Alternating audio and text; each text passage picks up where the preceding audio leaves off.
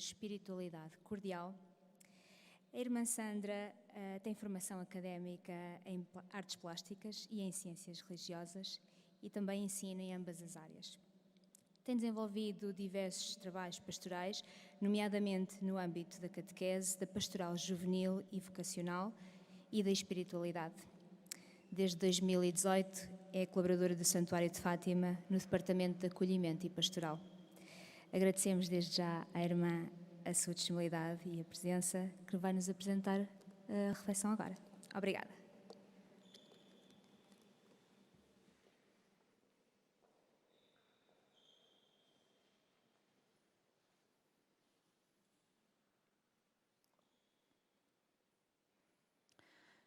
No princípio era a misericórdia. A misericórdia estava em Deus e a misericórdia era Deus. No princípio, ela estava em Deus. Por ela é que tudo começou a existir e sem ela nada veio à existência. Nela é que estava a vida de tudo o que veio a existir. Antes de haver mundo e criação e Adão e pecado, o que havia era a misericórdia. E quando já não houver mais pecado, nem mundo, nem criação, nem Adão, ao menos na forma como o conhecemos hoje, o que continuará a haver é a misericórdia. Porque o amor de Deus é implicitamente misericordioso.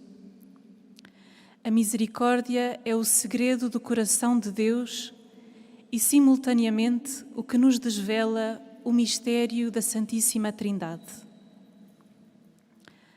Precisamos sempre de contemplar o mistério da misericórdia, nos diz o Papa Francisco. É condição da nossa salvação. Misericórdia é o ato último e supremo pelo qual Deus vem ao nosso encontro. Em Deus, a misericórdia está no início e no fim de tudo. Não só quando a nossa indigência precisa de ser colmatada, o nosso pecado de perdão e as nossas feridas de restauro. A misericórdia antecipa e é fonte da própria vida. Tudo que vive e respira provém do transbordamento do amor misericordioso do Deus Trindade.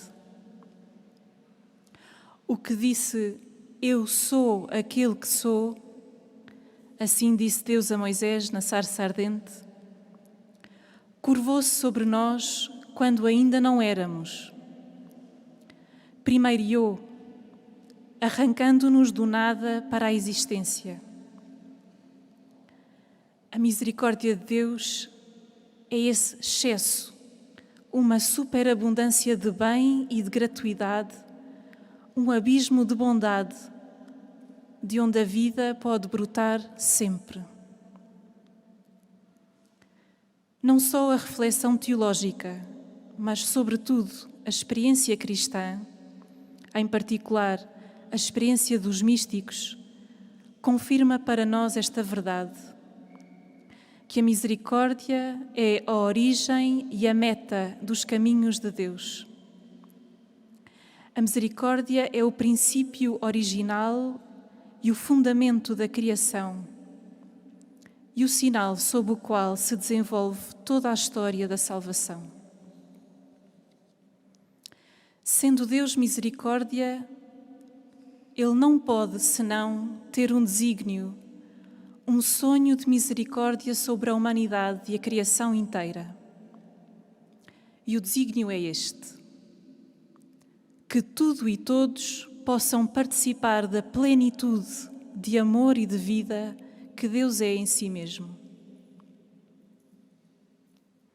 Traga à nossa memória uma das raízes hebraicas da palavra misericórdia, Rachamim, derivada de Rechem, usada para dizer ventre, útero. Deus ama uterinamente, isto é, visceralmente, apaixonadamente, com entranhas de amor materno. Entranhas é no Novo Testamento um termo usado para dizer esta misericórdia que brota do coração.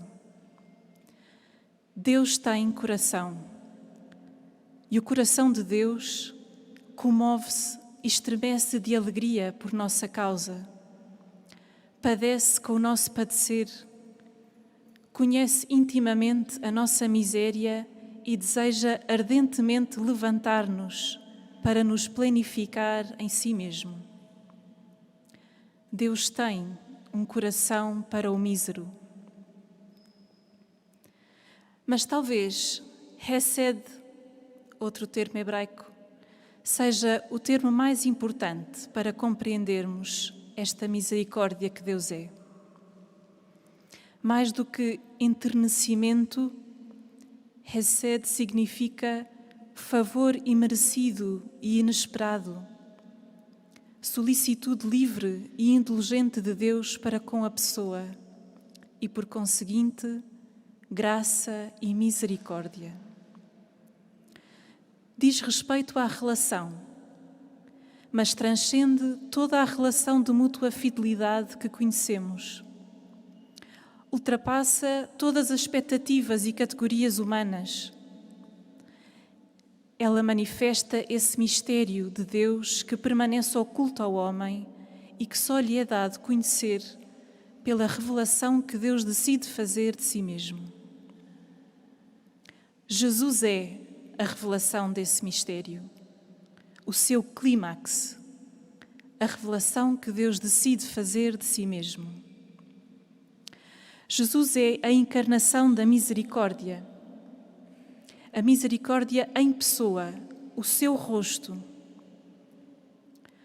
Nos gestos, no olhar, nas atitudes de Jesus, mas sobretudo na sua cruz, tornou-se visível e palpável para nós a paixão movida pela bondade que sobre todos se curva.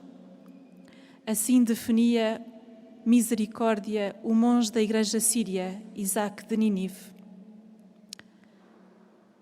O coração manso e humilde de Jesus, totalmente divino e totalmente humano, é ícone desta misericórdia a quem nada da nossa criaturalidade é estranha ou indiferente, para quem ninguém está definitivamente perdido, porque o amor nunca desiste de quem ama. Desde a encarnação de Cristo, não há lugar nenhum da nossa condição humana onde o amor de Deus não possa chegar, tocar e transformar, porque Ele mesmo desceu ao fundo da nossa carne. Tomando as palavras de Santa Isabel da Trindade, podemos dizer que o coração de Jesus é esse fundo onde se opera o choque divino entre o abismo da nossa miséria e o abismo da misericórdia de Deus, entre o nosso nada e a imensidade do tudo de Deus. Se é verdade que saímos do nada para a existência graças à misericórdia, quando, cedendo à nossa fragilidade e ao pecado, reduzimos tudo e nós próprios a escombros, é de novo a misericórdia e só a misericórdia gratuita e desconcertante de Deus que, raiando no meio do nosso nada inóspito e desolador, nos lança mão e é capaz de dar nova vida a um vale de ossos ressequidos. Assim nos diz a Páscoa de Cristo, que Deus não só nos perdoa a dívida, mas salva-nos do nada em que nos metemos e recapacita-nos para a aliança consigo, para amar e para construir o seu reino. Diante do abismo da misericórdia divina, podemos compreender a absoluta incompreensibilidade de Deus, este Deus que escapa aos nossos esquemas mentais, que Ele é a bondade fiável e infalível. É na sua misericórdia que Deus é propriamente omnipotente, o totalmente outro, transcendente a nós e, no entanto, o totalmente próximo, mais íntimo que o meu próprio íntimo, dizia Santo Agostinho. Ó ditosa culpa, que nos trouxe tão grande Redentor, assim cantamos no precónio pascal. Talvez, sem a experiência da nossa iniquidade e da misericórdia de Deus diante da nossa iniquidade, não cheguemos a saber quão frágeis, quão dependentes e devedores somos de Deus, e que toda a nossa existência não deva ser outra coisa senão uma resposta de gratidão e de louvor. No coração de Cristo encontram-se a fragilidade humana e o ardor da paixão do Pai por salvar e abraçar a humanidade. É movido por este mesmo ardor que Cristo oferece a vida total e livremente em sacrifício na cruz. E aí, esvaziado de si para lá do extremo, o seu coração é rasgado pela violência de uma lança. Em lugar de se retrair, do coração de Cristo jorra um caudal de amor e de graça, interpretado pelos padres da Igreja, como sabemos, como a fonte batismal e Eucaristia, onde o pecador, mergulhando e inebriando-se, pode ser recriado. São Bernardo de Claraval viu nas chagas de Jesus e no seu coração trespassado a ferida de amor cantado no livro do Cântico dos Cânticos, diante do qual ninguém pode temer que o seu pecado não possa ser perdoado. A devoção do Sagrado Coração de Jesus desenvolveu-se e ganhou forma a partir da experiência mística de mulheres como Gertrudes de Elfa, Matilde de Magdeburg, Matilde de Hackenborn, mas também de Eckhart, Johanna Stauler e Heinrich Soze. Na era moderna, em pleno século XVII, a par da experiência da frieza iluminista e dos movimentos de secularização na Europa, esta devoção ao Sagrado Coração de Jesus encontrou uma ampla difusão a partir das visões de Cristo a Santa Margarida de Alacoque. Graças a ela e à progressiva introdução da festa do Sagrado Coração de Jesus, universalizou-se por toda a Igreja a experiência da proximidade do amor misericordioso de Deus. No mesmo sentido, não podemos deixar de mencionar a importância do Holocausto de Santa Teresa do Menino Jesus ao amor misericordioso em finais do século XIX e as revelações de Cristo a Santa Faustina de Kowalska sobre a misericórdia divina já no século XX. Para a dureza da sensibilidade contemporânea, devoção e Sagrado Coração talvez já sejam figuras datadas, evocativas de uma representação demasiado fisista e de um pietismo demasiado sentimentalista e pouco efetivo, que por essa razão não colhem muito crédito. Contudo, o coração de Jesus, significando a pessoa de Jesus, permanece símbolo da misericórdia inaudita e insuspeita de Deus feito carne, revelada de modo supremo na Páscoa de Cristo e que apenas pede o nosso abandono de amor agradecido. Lúcia, Francisco e Jacinta adentraram-se no conhecimento desta misericórdia a partir das aparições do anjo. Em 1916, o mensageiro celeste introduziu-os num caminho de progressiva cristificação. Antes de mais, pela comunhão íntima com Deus. A partir da primeira aparição, repetindo sem cessar as palavras que ouviram o anjo rezar: meu Deus, eu creio, adoro, espero e amo-vos, peço-vos perdão, etc. Os três percorreram o caminho de uma relação íntima, profunda e filial com Deus. Uma relação de adoração, pela qual sintonizaram o seu coração com o de Deus e, consequentemente, conheceram e sintonizaram com o que arde no coração do próprio Deus, a salvação da humanidade. Contemplando este amor abismal, Lúcia, Francisca e Jacinta aprenderam e assumiram como sua a compaixão pelos que não creem, não adoram, não esperam e não amam, isto é, pelos que não sabem ou os que recusam ser amados por tão grande amor.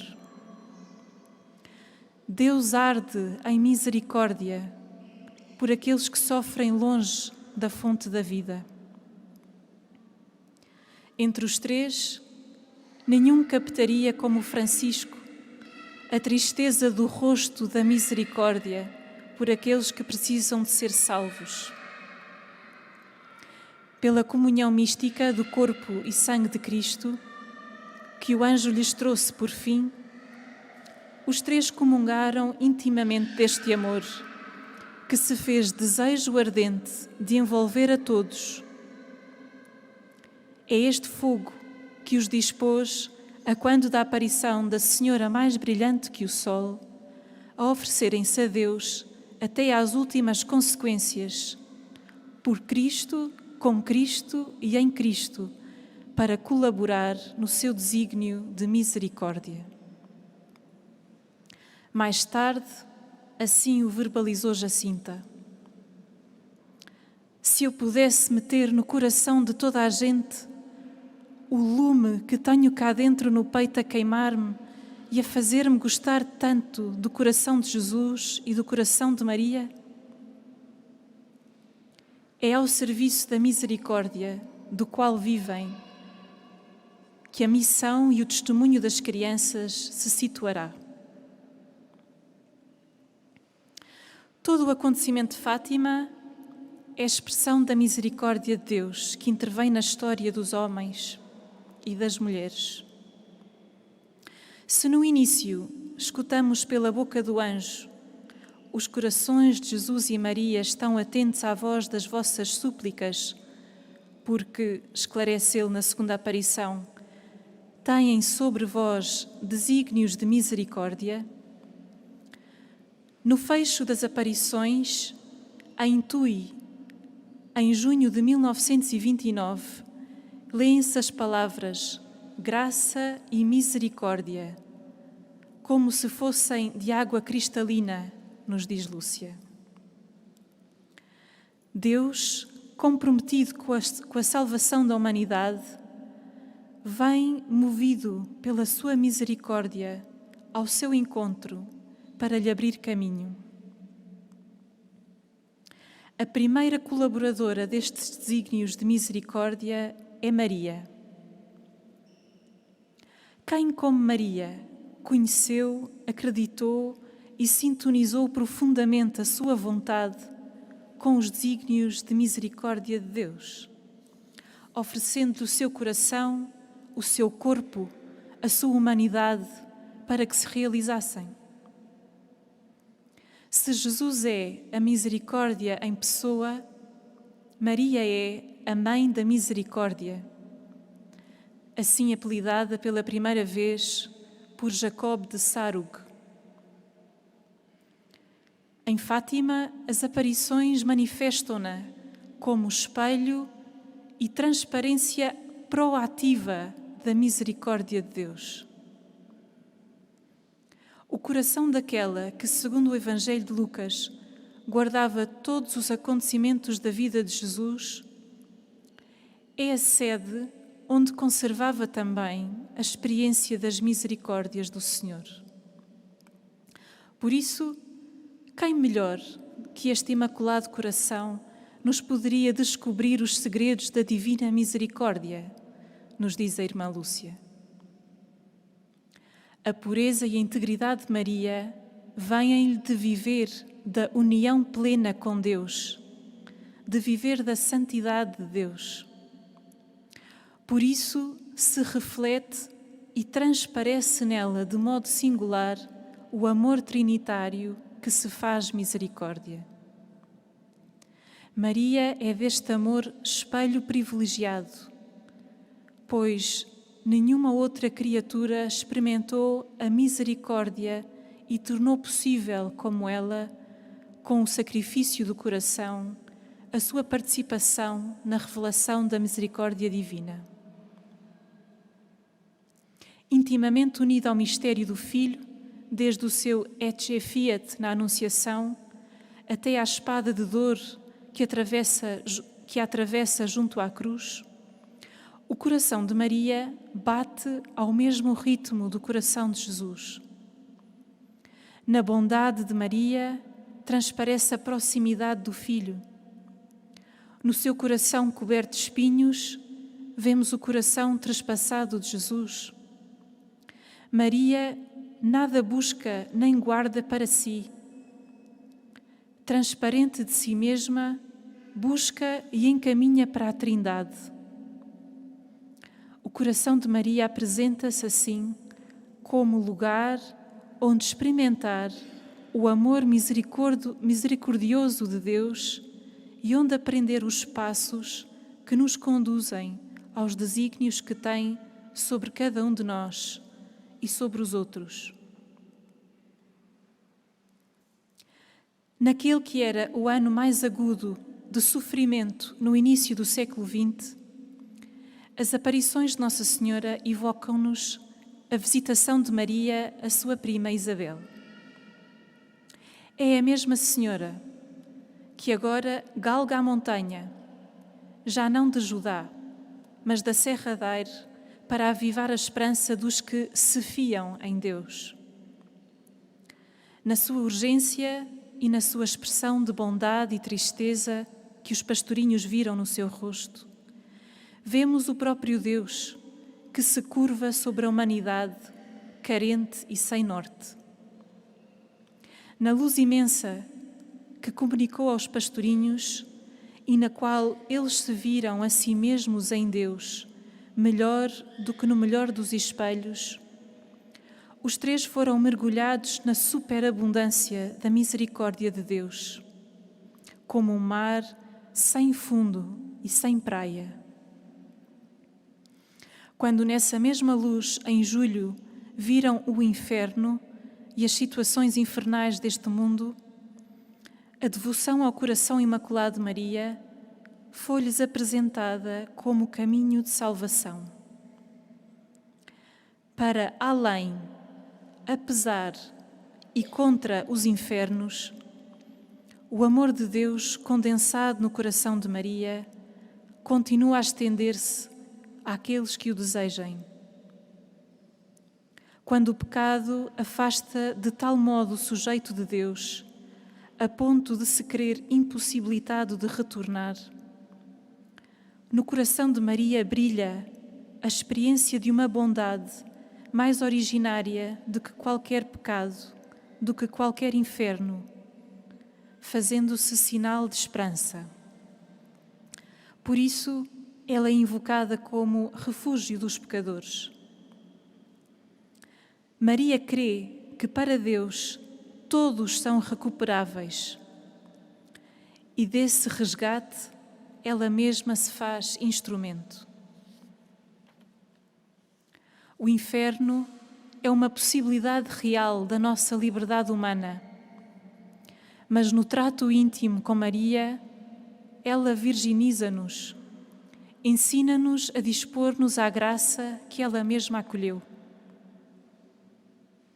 Foi esta disponibilidade que Lúcia, Francisca e Jacinta, assim como muitos outros santos e santas ao longo da história, aprenderam de Maria. No seu coração imaculado e transparente, dispuseram-se a ser misericordiados por Deus e gerados como instrumentos da sua misericórdia para o mundo, assumindo eles mesmos o que arde no coração de Deus. O primeiro desafio de uma espiritualidade cordial é este: o abandono filial a um amor que nos supera, Deus. Vivendo numa pós-modernidade ou não, conforme teorizam alguns autores sobre a época que vivemos, continuamos a viver sob o paradigma do controlo e do domínio mecânico da vida, da terra, dos outros e de nós mesmos. Um controlo que tantas vezes manipula e destrói.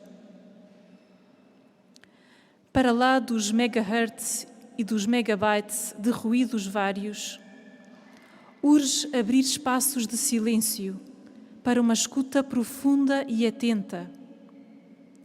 E aí nos deixarmos encontrar por aquele no qual vivemos, nos movemos e existimos, como diz São Paulo. A origem da vida e o seu fim, que espera pacientemente por nós. Em Deus, urge também escutar os corações obstinados pelo ódio e pela sede de poder, a destruição e a barbárie da guerra, o degelo acelerado dos Árticos, o aquecimento global do planeta, a perda irreversível de milhares de espécies, das florestas, etc., o grito pela sobrevivência de milhões de refugiados, o avanço da inteligência artificial e o grito silencioso dos que, jovens ou velhos, sem relações duráveis de amizade e de família, não encontram propósito para a vida. A voz de Deus grita dentro deste grito. Face aos grandes dramas da humanidade, quer do século XX, quer deste início do século XXI, não teremos nós alguma responsabilidade no silêncio de que acusamos Deus? A omissão por medo, a tranquilidade instalada, o nosso próprio interesse? Urge que o Homo mechanicus dê lugar ao Homo misericordes. A misericórdia, não a técnica ou a justiça, é a grande via de acesso à transcendência. Pois quando a fragilidade e a destruição é grande, nenhuma paga é justa. Só a misericórdia, enquanto fundo de bondade incondicional, permite que a vida ressurja. Esta é a beleza que salva, segundo Dostoiévski.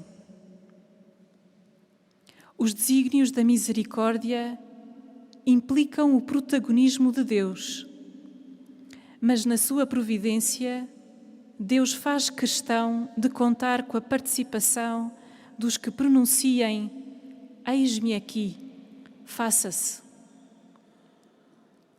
A misericórdia de Deus age sinodalmente, caminha conosco, conta conosco. Aquele que nos criou sem nós, não nos salva sem nós, como dizia Santo Agostinho. Urge não desculpabilizar, mas reconhecer a nossa miserabilidade e rendermos-nos, abandonarmos-nos ao excesso do amor de Deus, deixando-nos ser misericordiados,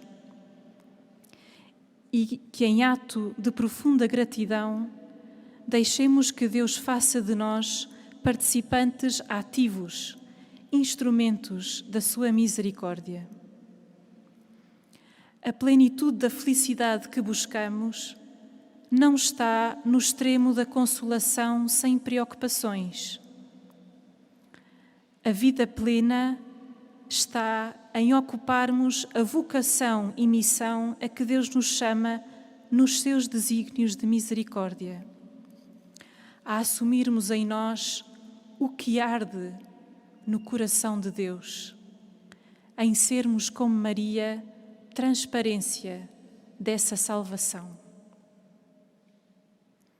A misericórdia de Deus que transparece no coração imaculado de Maria triunfará sobre a história, sim, mas precisa de protagonistas, de quem se entregue totalmente ao Senhor da Misericórdia para colaborar na salvação da cidade terrena.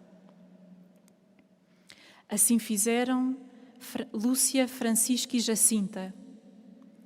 E assim também fez uma outra figura de Fátima, Luísa Andaluz, para quem dá pouco a Deus, quem não lhe dá tudo.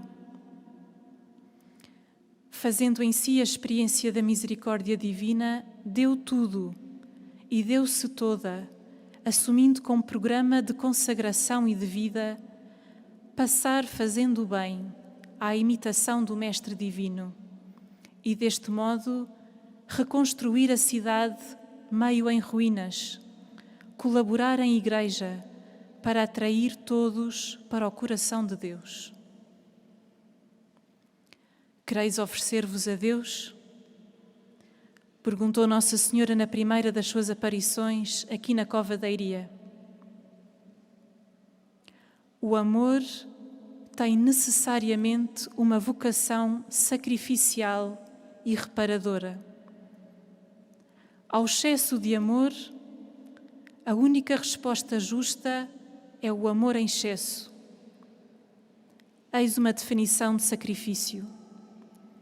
A oferta agradável, generosa, excessiva de si mesmo, em gratidão, para dar glória a Deus. Abrindo mão de buscar satisfação para si mesmo, dar e dar-se pelo maior bem do outro. E são tantos os lugares da contemporaneidade onde o sacrifício amoroso de si faria brilhar um raio luminoso da misericórdia divina. Como nos incita o Papa Francisco, o Papa da Misericórdia, saiamos de nós mesmos para levar a presença viva de Jesus misericordioso às periferias geográficas e existenciais da humanidade. Obrigada.